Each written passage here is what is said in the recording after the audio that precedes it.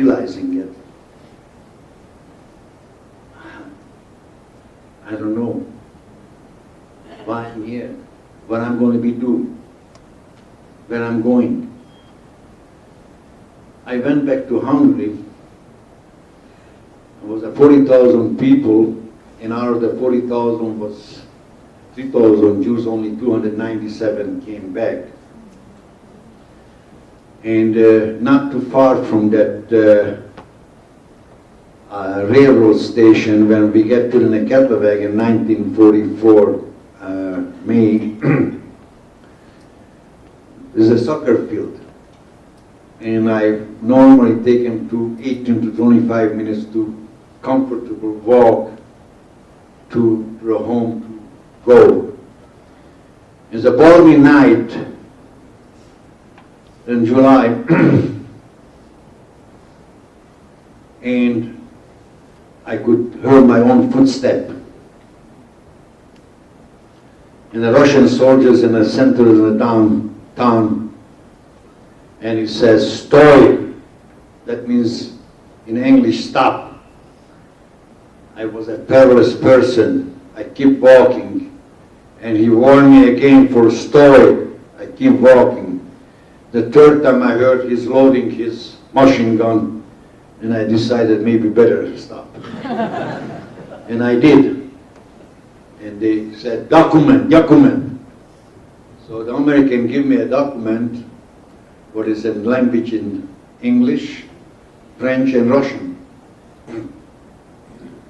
And I showed him and told me, "Pash," that means go. But I have to tell you, it almost took 3 hours from the railroad station to go to my home.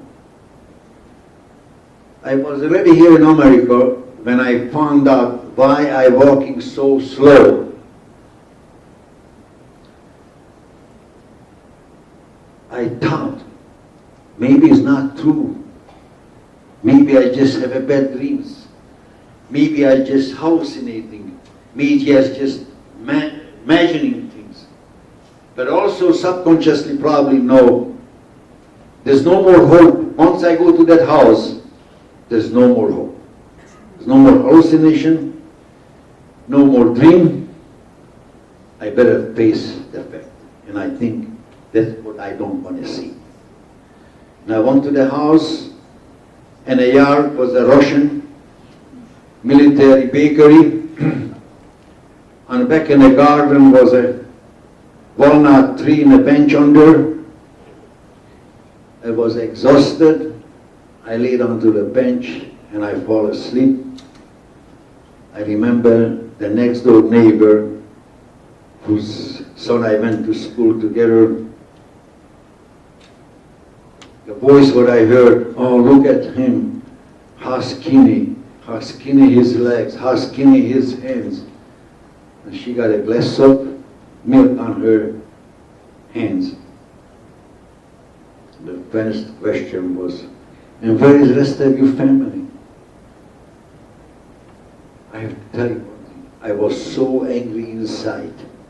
I'm not able to answer because I was under the impression everybody should know what happened.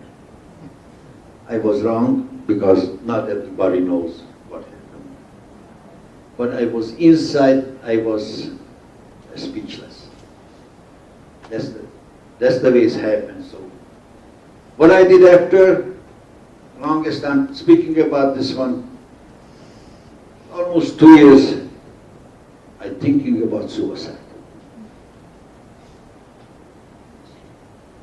There's no hope. I have a friend, he's dead already, he wrote a book in French. He lived in Paris. He was liberated, the same camp. And the title of the book, Blood and Hope. Well, I still have days when I'm not feel 100% comfortable with myself. And like I said, I have no financial problems, I have no I'm no longer hungry. I'm no longer cold, just like I said before. But sometimes I'm very, very disappointed. I still occupy myself, the work, what I did, I love, because I have to admit it, if I wasn't busy, it's like a movie. Some reason is coming back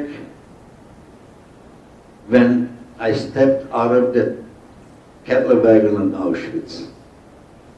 And 1 hour later, I found out, less than an hour later, found out what happened. I don't speak about beginning when I start talking.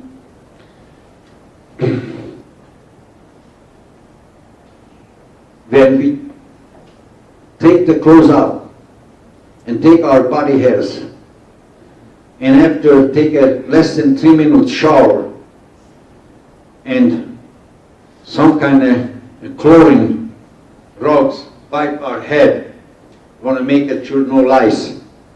They throw into a striped underwear and a striped prisoner uniform and a wooden cloth, and they give us for 20 minutes to change among ourselves, because maybe I get too small and other guys get maybe too big, and we have to change among ourselves. And we walking to the barrack.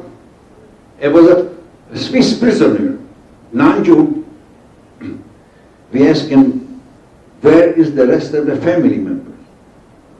He says, how long you been here? We have no watch any longer. We're just guessing times. In about 1 hour, he stepped out of front of the barrack. He looked up and take a deep breath. Oh, I think I just arriving. He looked it up to the crematorium, see the flames and the smell, the dead and the body was burning. They have a different odor than any other animal. But I will tell you something, what I don't plan to tell. We have the first, called the Ersatz coffee. The Ersatz coffee was, it's nothing else water and some greens, roasted and made coffee out of it. And we standing in line, and we has been told we get the schisel. Schisel is a metal plate, bowl, and it's a hook on it. We have to hook it to the belt, and told us when I go to the barrel, that plate, a bowl, has to be level and straight.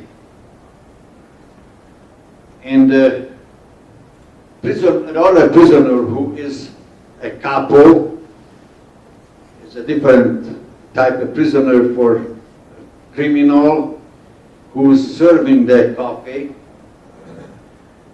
And right behind in the short, SS sergeant sitting, and right in front of me, Dr. William Paul, architect, whose daughter Anna Paul is my music teacher in the school. And a huge man, tall, First World War, several, a captain, military decoration. When this huge man came and put his bowl to the barrel, and an SS sergeant asked for the couple, give me that ladle, I will serve this man. And he gave it to them. And when William Paul is put his bowl edge of the barrel, this short SS sergeant smacked him in the face with the ladle. The blood is spraying out. And he asking, because in the First World War, a commanding language in the Austro-Hungarian army is German. Warum? Why? And he told them, because you don't put your balls straight. And he walked away. And we go to the inside the barrack. And we encircled him. And he says, Dr. Pope, about 47, 48 years old. You know, I could kill this rat with my 2 bare hands. I don't touch them because I know is a serious consequences from the rest of you.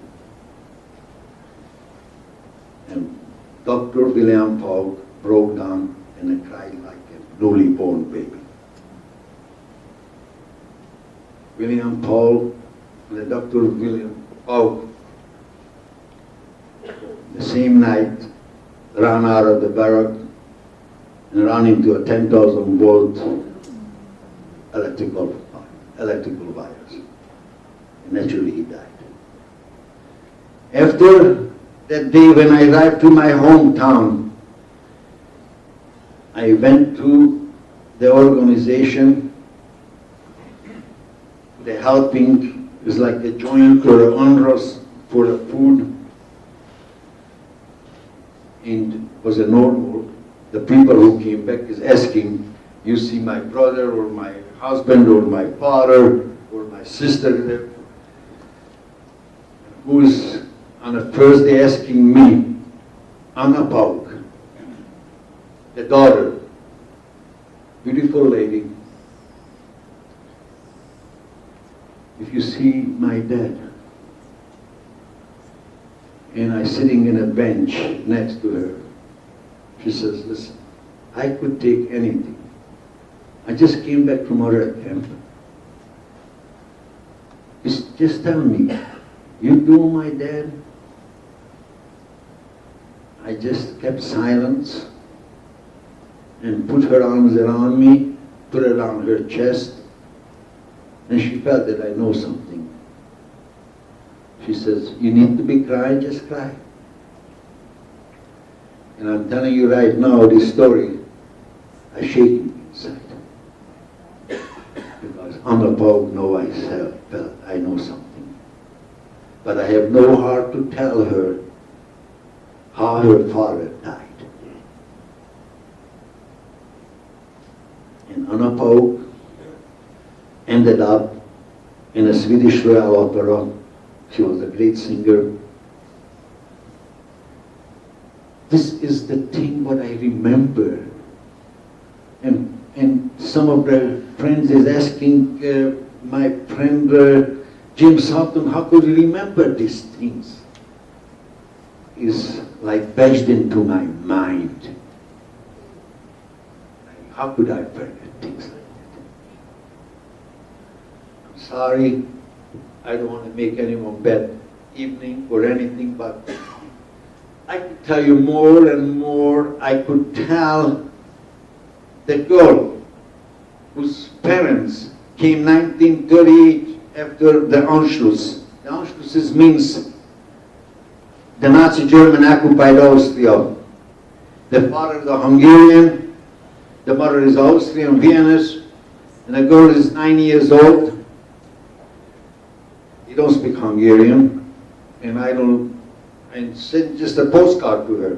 They had to take the postcard to my relatives to translate it to her. I was not so smart, not writing to her in German. Anyway, I don't know how to write in German. So, and I thought he's not come back. But I get invited to my hometown for the 60th anniversary of the deportation. And the people came all over the world, people who survived, still alive, and or the children or grandchildren. And one guy who I went to school with his brother, live in Israel, I said, you know anybody I went to school, live in Israel, is not here? And he says, yeah, I don't know. It's not them. So give me some names. And she says, Tito Sigel. Tito Sigel is not it. Tito is a first name. It is not a typical Hungarian first name. But I figured, well, give me her address and phone number. So when I get back to Cleveland, I called her. I said, this is a black braided haired girl. Oh, this, she's with a heavy Hungarian accent. Oh, remember me, I'm an old lady. And so I keep calling her and talking to her. And because always when I pick up the phone, this is a braided, beautiful black-haired girl.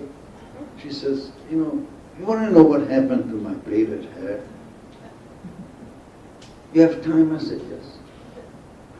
She said, when I arrived to Auschwitz, and we have to take the clothes off, and I see the clothes has been with fork has been piled up, and taking the body hairs off for the women's.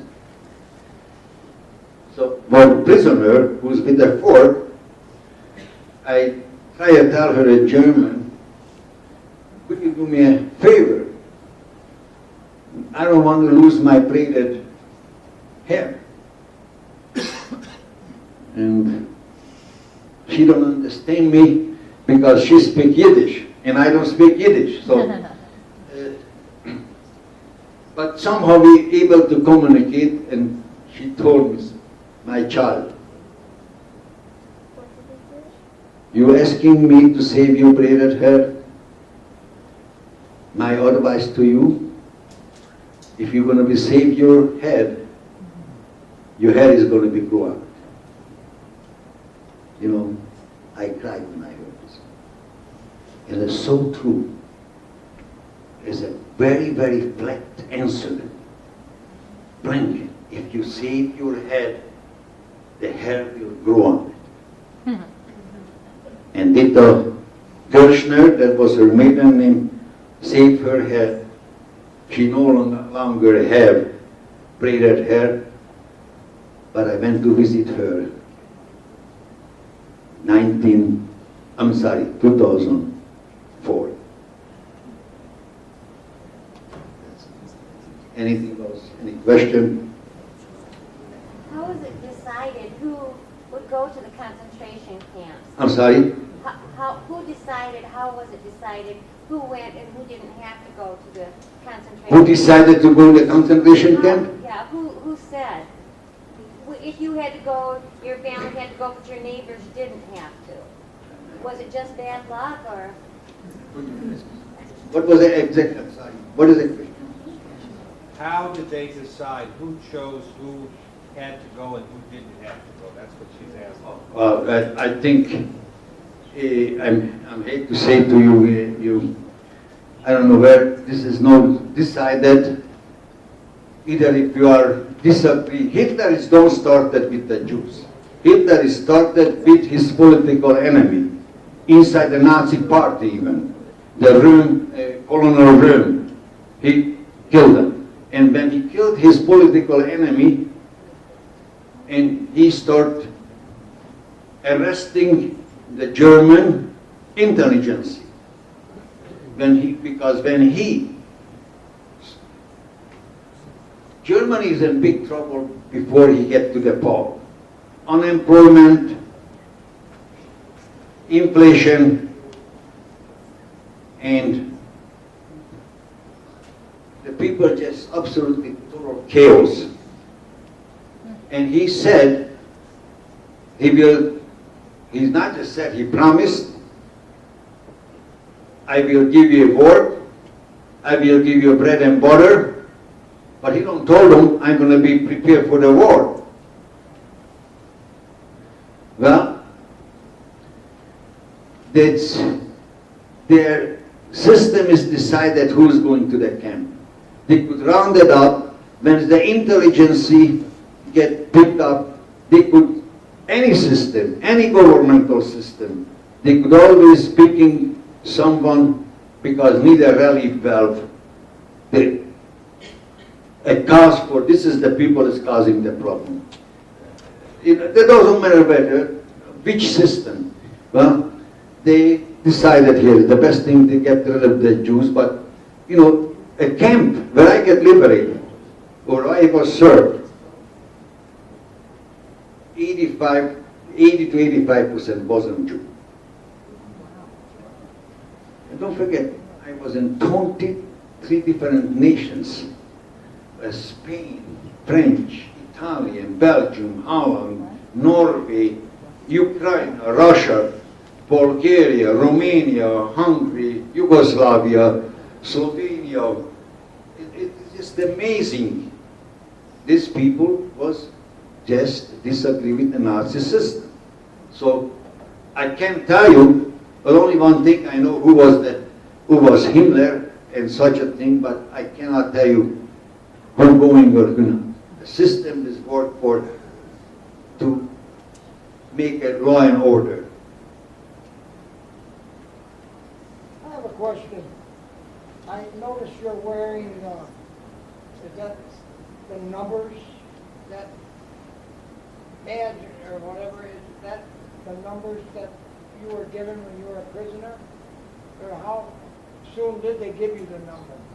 When they put So you see, are you seeing my number and how they give my number? I mean, do they give it to you as you go in? Or, I mean, right Well, away? when I arrived to Auschwitz, they have no time for giving numbers. Some people arrived earlier, they tattooed. But 1944 was a 5 crematorium in Auschwitz. The average daily people who get gassed between 18 and 23,000 a day. You could go, you could ask some witnesses. You could Bob see it. Bob, I'm sorry, you don't. Bob, you don't see it because it. I'm sorry. You could see Melt, Ebensee, or any concentration camp if you went to Dachau or Buchenwald. Next to the crematorium, inside the crematorium room, is a one separate room with a concrete, looks like a bed. The purpose, open up the mouth and taking out for the gold tooth or any valuable tooth have the person. And Auschwitz was that high time.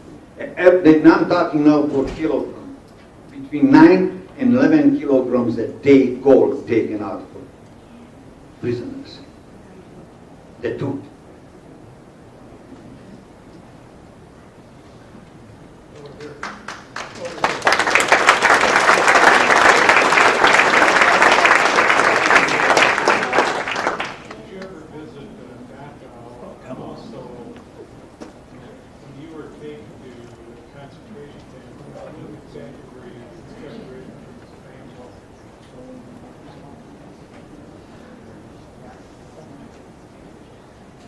Separated in 1944 May 5th.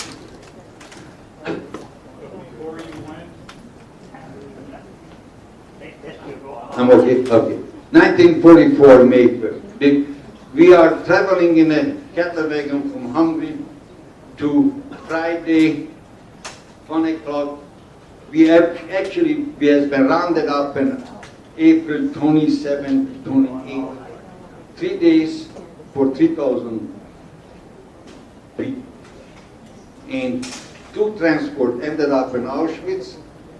The excuse for we get because we are very close to the Yugoslavian border, and the Nazi Germany war is not going exactly the best way.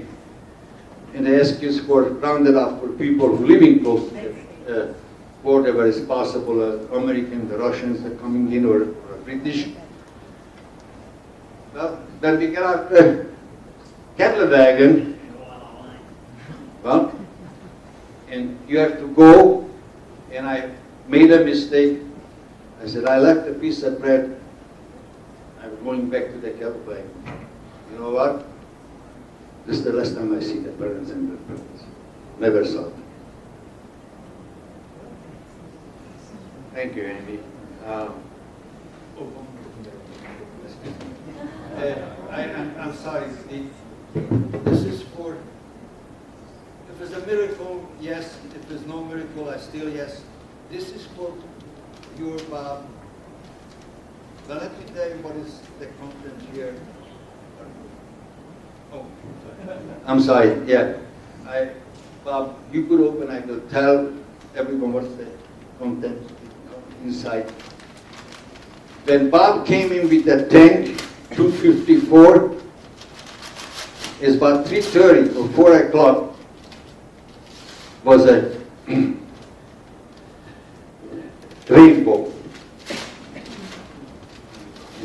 And the rainbow, nobody have a camera, but 1995, the 50th anniversary, but an hour later, in Ebensee, you have a rainbow. And there's a picture here.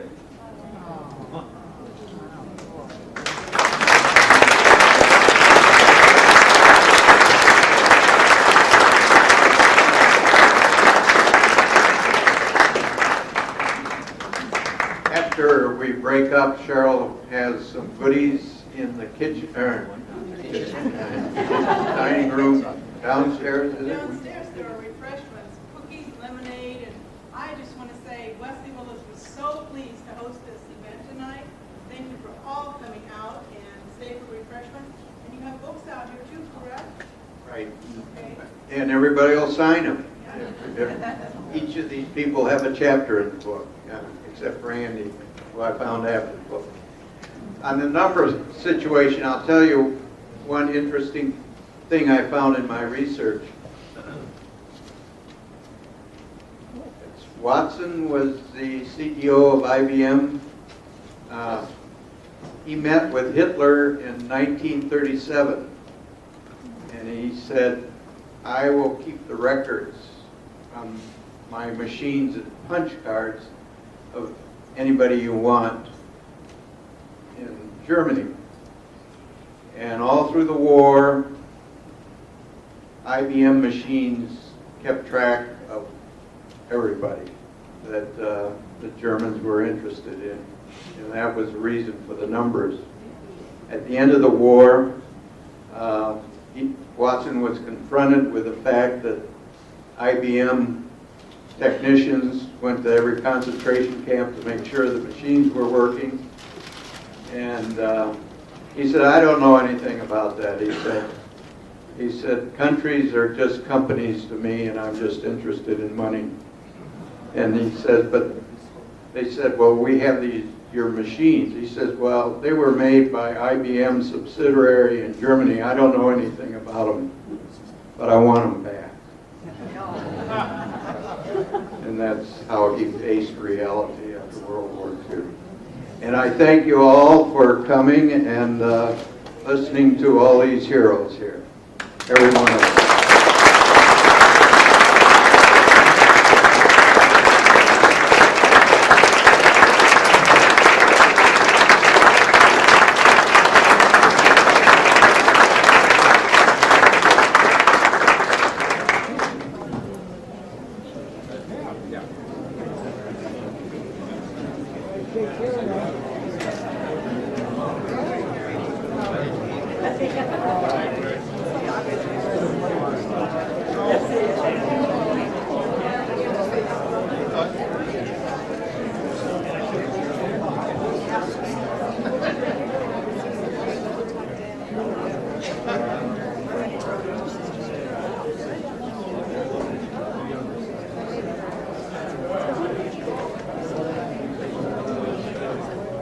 Busy night.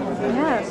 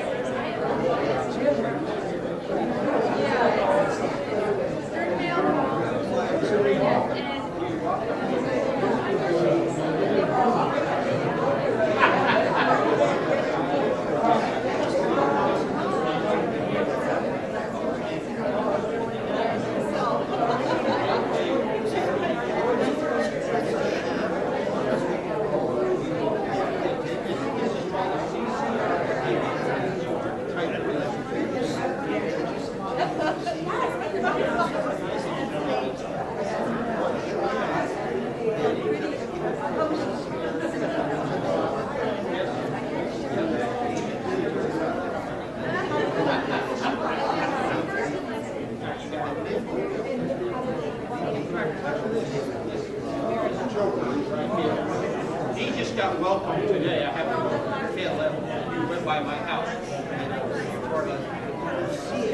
Where are you? Did you he went to his welcoming.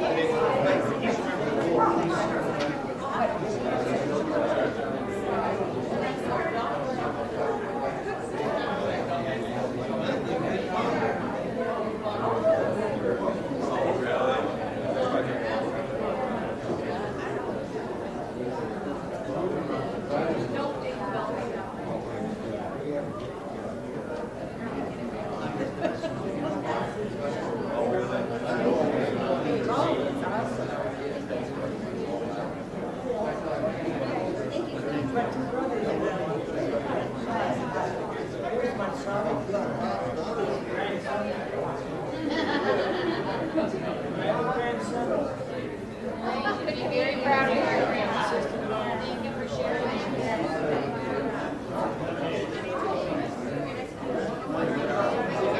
take that home.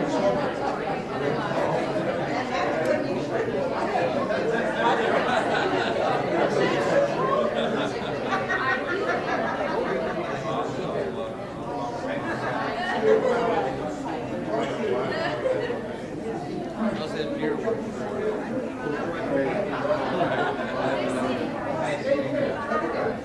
Probably have to.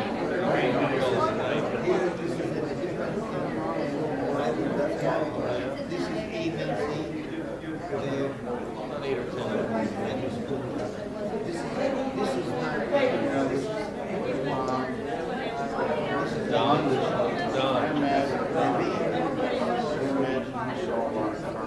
Well, I think I mentioned to you, I asked him how soon after.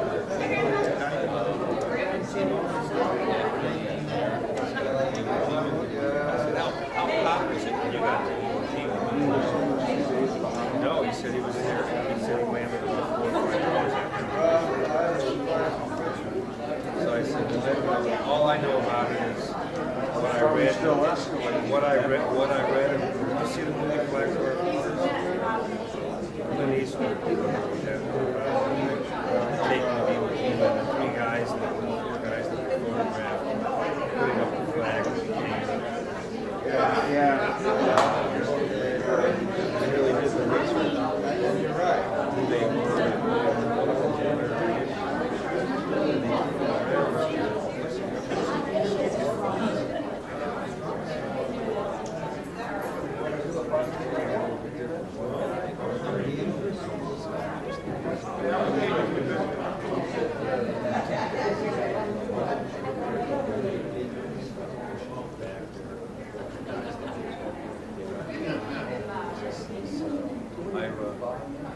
Ira Hayes.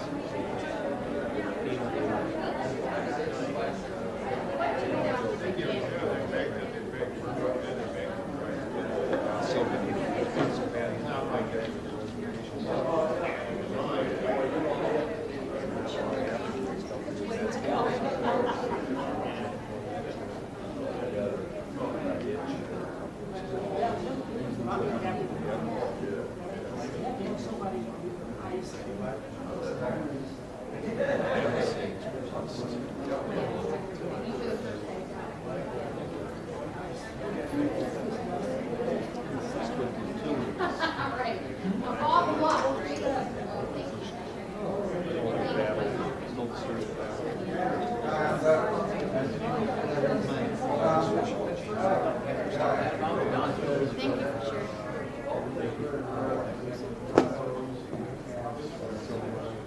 got one of those.